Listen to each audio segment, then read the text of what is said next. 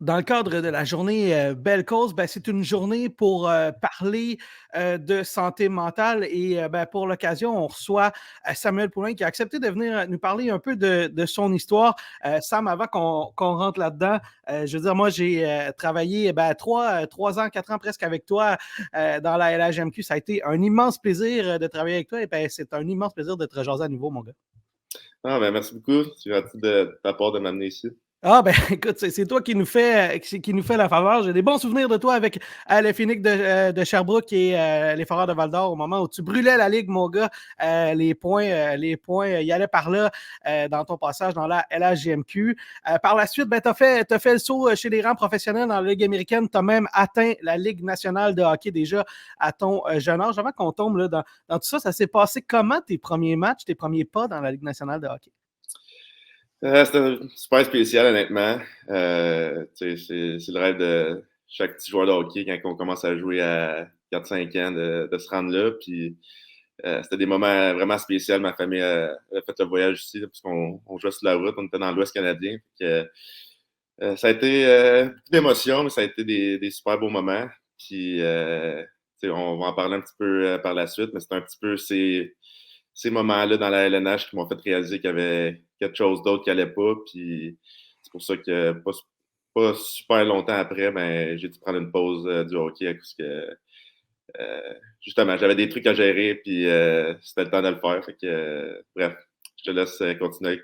Oui, mais il y a peut-être, justement, c'est intéressant ce que tu dis, parce qu'il y a peut-être beaucoup de monde qui aurait décidé de ne pas prendre cette pause-là parce que t'es rendu là. T'es là, puis tu veux pas perdre ta chance, puis tu veux pas perdre l'opportunité d'avoir une chance. Pourquoi toi, tu t'es dit, OK, là, j'ai atteint la Ligue nationale, je sais, mes choses vont quand même bien au point de vue hockey, là, visiblement, puisque tu avais été rappelé dans la Grande Ligue, et pas longtemps après, tu décides de prendre une pause. Bon, pourquoi tu as senti que c'était le besoin pour toi de dire, là, j'ai besoin de faire une cassure, même si c'est peut-être un moment charnière dans ma carrière de joueur de hockey? Ouais, bonne question. Si ça avait été juste de moi, puis ma tête à moi, je t'aurais dit impossible que je prenne une pause. J'ai peut-être un gars qui mangeait du hockey, puis là, du jour au lendemain, je prends une pause, puis je décide de m'en aller de mon équipe. C'est pas vraiment quelque chose que je pensais faire un jour, puis que j'avais en tête, puis que je m'étais imaginé que j'allais faire. C'est juste que, dans le fond, c'est arrivé pendant une game, puis ça faisait comme une couple de semaines avant, peut-être 1, 2 semaines avant, que je sentais qu'il y avait quelque chose qui allait pas, puis j'étais pas capable de mettre le doigt sur quoi, puis j'étais pas capable de dire, d'exprimer ce qui se passait.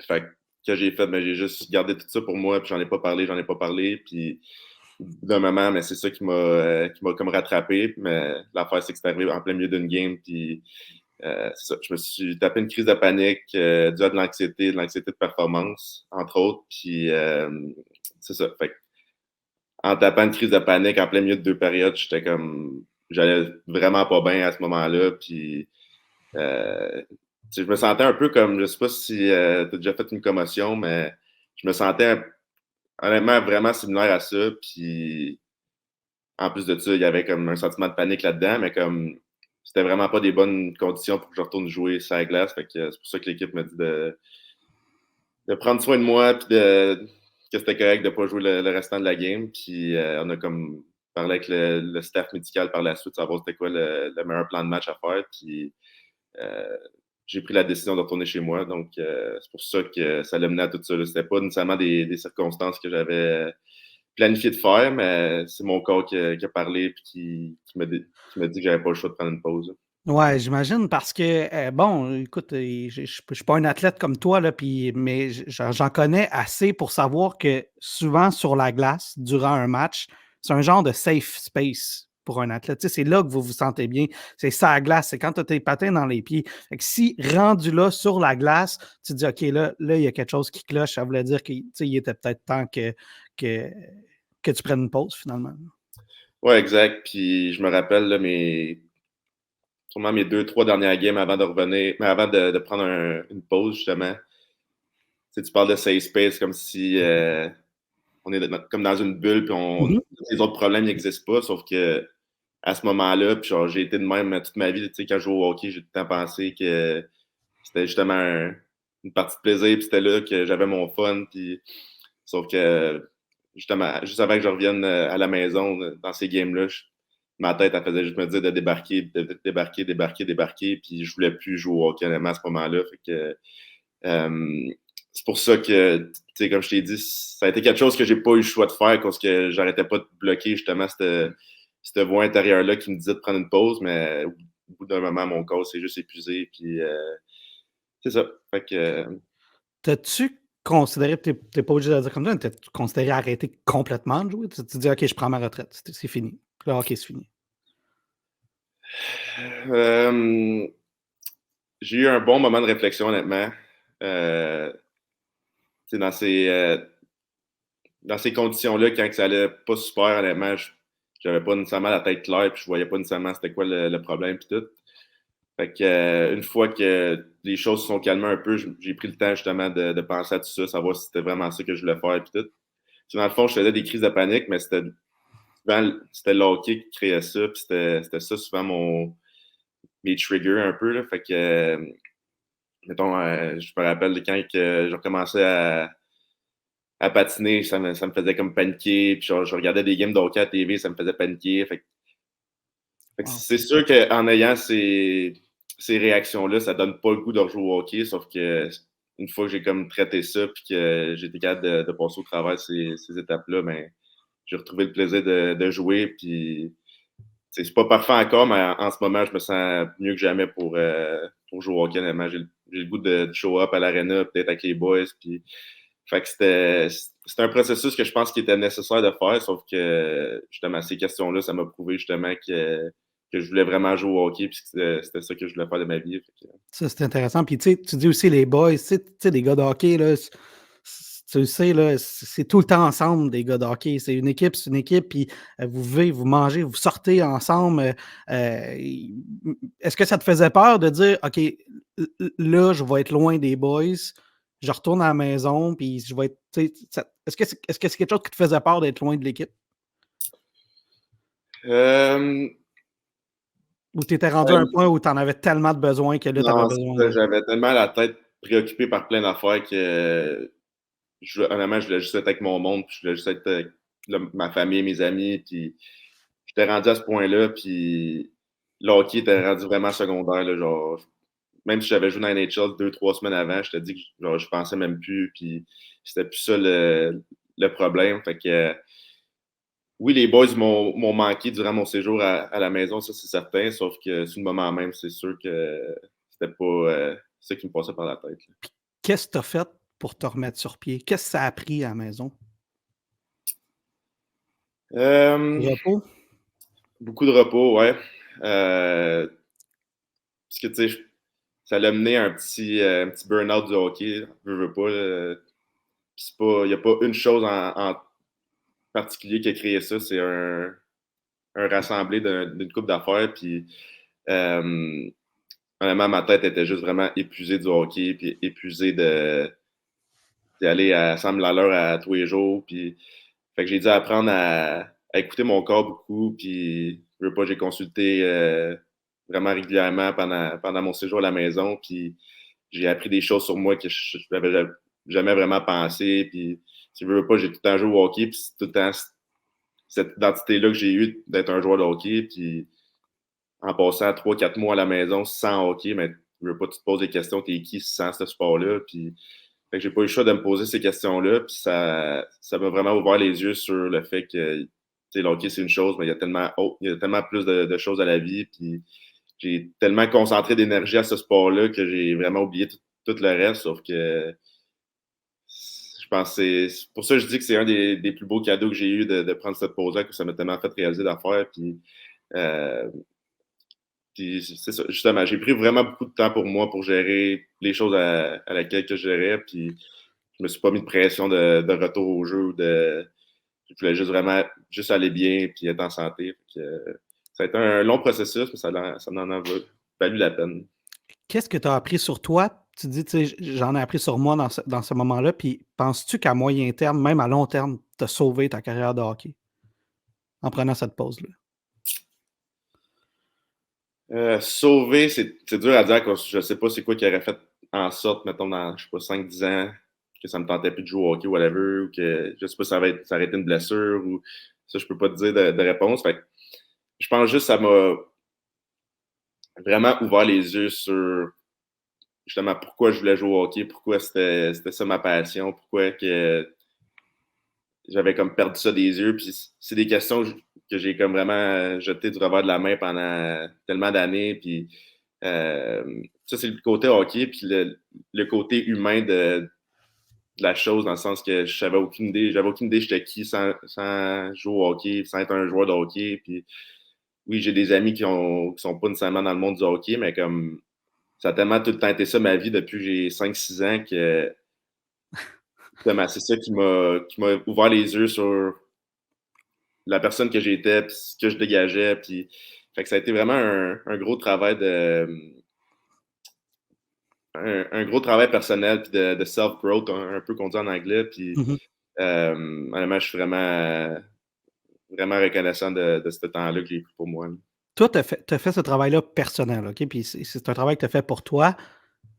Mais selon toi, est-ce qu'il y a des changements qui devraient être faits dans l'environnement hockey de façon générale pour aider, j'allais dire les athlètes de haut niveau, mais je vais dire même plus large que ça, pour aider les joueurs de hockey en général, que ce soit tu joues B ou que tu joues 3A, tu joues junior majeur, tu joues dans la Ligue nationale. Est-ce que l'environnement hockey, il y a des affaires qui pourraient changer selon toi, sans que tu pointes, mettons, des personnes, mais juste un environnement général? Y a-t-il des choses qui, selon toi, pourraient aider les athlètes?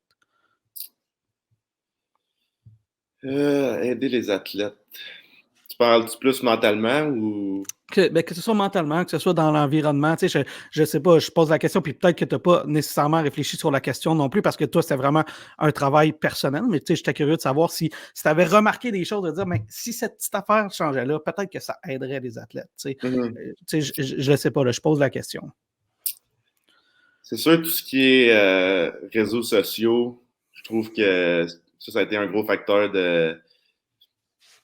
Je veux pas, c'est tellement facile de se comparer, puis au hockey, c'est encore. Genre, peu importe le sport, puis peu importe la discipline que tu performes, je veux pas, c'est sûr, tu vas avoir tout plein de. Tu vas follower du monde qui sont dans ton sport, ou comme, exemple, moi, je followais un paquet de personnes des joueurs de hockey, des pages de hockey. Fait que, je veux pas, à longueur de journée, c'était juste ça que je voyais du contenu hockey, contenu hockey, contenu hockey. Puis là, exemple, tu joues une mauvaise game, puis après ça, tu t'en vas sur ton téléphone, checker toutes les highlights. Puis c'est tellement facile de se comparer, puis de se dénigrer soi-même dans ce processus-là. Puis je trouve que c'est quelque chose que j'ai fait attention, puis que je trouve qu'il m'aide quand même pas mal de moins regarder mon téléphone, puis de moins justement me comparer aux autres, parce que, tu sais, en étant à la maison, j'ai réappris à jouer au hockey pour moi, donc je m'en fous un peu des stats que je fais, je m'en fous un peu de ce que les autres font, dans le sens que je souhaite le meilleur à tout le monde, sauf que ça ne devrait pas avoir de répercussions sur ma carrière à moi de voir un tel gars scorer. Fait que, bref, c'est une longue réponse, mais je trouve que faire attention à l'exposition aux réseaux sociaux, ça l'aide énormément. Ben, je pense que c'est une réponse bien intéressante, mais franchement, parce que ultimement, ça reste quand même assez récent dans la façon de. Tu sais, avant, il y avait les grands médias. On parlait, mettons, de la pression des médias, mais maintenant, c'est monsieur, madame, tout le monde qui a une plateforme de diffusion de masse. Puis je peux comprendre que n'importe qui, un athlète, n'importe qui peut se sentir bombardé, attaqué. Puis effectivement, il y aurait peut-être. Un travail à faire de dire, ben, en tout cas, le gérer d'une certaine façon, ça pourrait certainement vous aider. Puis même les athlètes, même les gens en général, je pense, point même au-delà d'être un athlète de haut niveau. Là. Sam, je ne vais pas l'étirer trop longtemps. Je trouve ça quand même bien intéressant ce que tu dis, puis je te trouve bien ouvert d'accepter de la jaser, mais quand tu regardes en arrière, tu es encore dans la jeune vingtaine, là, il n'y a pas si longtemps, tu jouais dans la LHMQ avec nous, puis tu dirais quoi au Samuel Poulain de 16 ans qui arrive, peut-être un peu coquille, peut-être un peu, je ne sais pas, dans la LHMQ parce qu'il brûle les rangs mineurs. Tu lui dirais quoi? Tu lui dirais de faire attention à quoi pour les années à venir? Bonne question. Je pense que ça serait juste de me faire confiance plus. J'ai peut-être été quelqu'un qui était un peu plus gêné, plus timide, puis je pense que j'ai jamais vraiment osé prendre Ta 100% ma place? place dans un nouvel environnement. Puis ça a été des trucs que j'ai tout le temps eu de la difficulté, on dirait, de rentrer dans des nouvelles équipes, de m'adapter. Puis je pense que si à 16 ans, je m'étais fait plus confiance, ça aurait été une transition plus facile du midget au junior, je pense.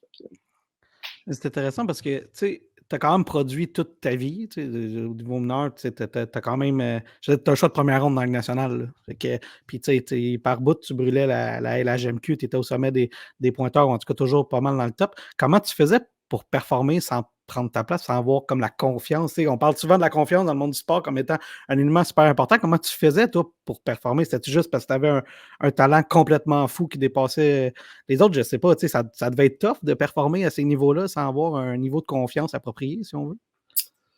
Ouais.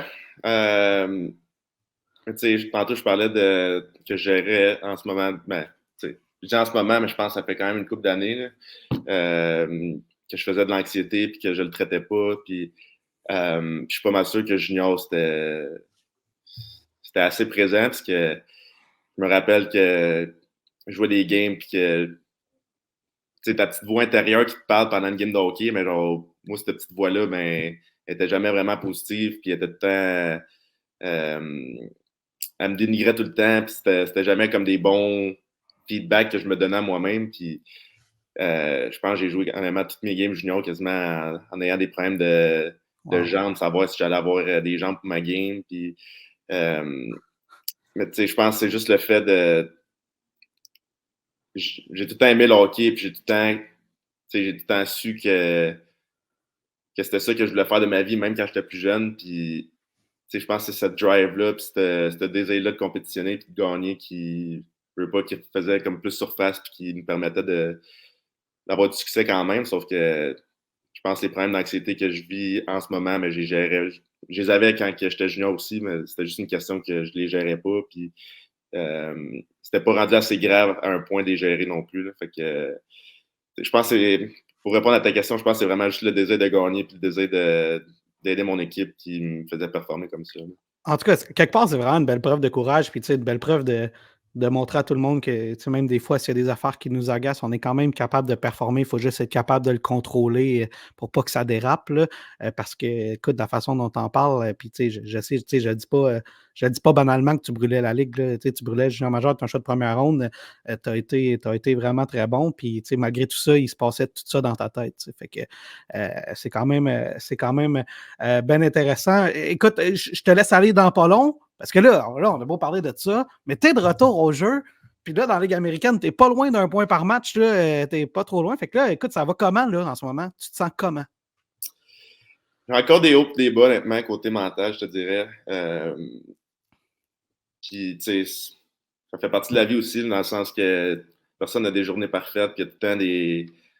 Je veux pas, la vie, c'est ça un peu, c'est des problèmes, c'est la façon que tu les gères, puis c'est ça tous les jours. Puis, euh, honnêtement, je pense que ça va super bien côté mental. Puis, tu sais, ça m'a pris quand même une coupe de games de m'adapter. J'ai eu une blessure aussi au début de la saison qui m'a tenu à l'écart pendant 7 semaines. Fait que j'ai eu des moments quand même rock'n'roll un peu, mais overall, dernièrement, ça se passe super bien. Puis côté mental aussi. Puis, fait que ouais. Penses-tu qu'il y a beaucoup de joueurs en terminant qui vivent ce que tu as vécu, puis en fait, non. La question, c'est penses-tu qu'il y a beaucoup plus de joueurs qui vivent ce que tu as vécu qu'on pense, mais qui osent, tu sais, qui vivent avec ça, mais qui le traitent pas, mettons?